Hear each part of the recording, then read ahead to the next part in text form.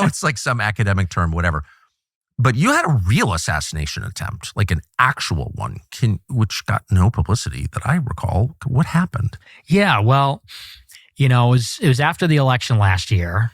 I put out this tweet and I said, your body, my choice on election night. And, I wasn't, look, I'm not going to apologize for it, but I thought it was like a weak joke. It's like a lame joke. It's kind of like the most obvious turn of phrase. It's a college joke. Yeah, it's kind of funny. So I had other good jokes that night, but that was like the one that caught on because I just think it captured the imagination of liberals who were like, it's over for us, which it kind of is, but in some ways. But so I put that out there. I didn't even vote for Trump, but I put that tweet out. Who'd you vote for? I didn't vote at all. I just recused myself.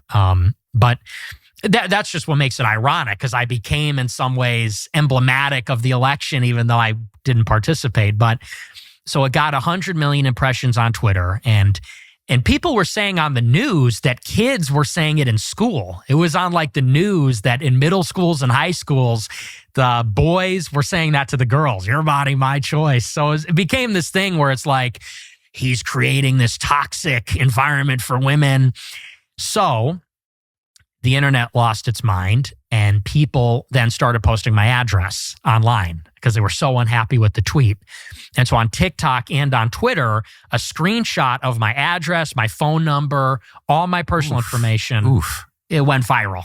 And when I say viral, I mean there were multiple tweets that got 20 million views with my whole readout, all my information. Like your actual address where you spend the night? Yes, where I live, where I do my show, all of it. Damn, did you know that? Yeah, I started to see it. So the election Tuesday, obviously, it was like Thursday that my address starts blowing up. I was going to do a show Friday and someone shows up to my house. Some weird looking guy shows up to my house and just walks through the yard, walks through the gangway into the backyard and is just circling my house and then goes away.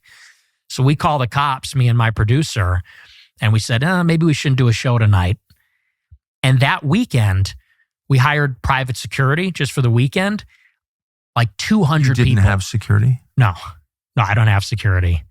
Well, I didn't then. Of any kind? I didn't have cameras or anything even. I had nothing. Okay. I was raw dogging it. Yeah, which was not smart, maybe, but never had a problem like that. I've always lived that way too. Yeah. But so that weekend, we hired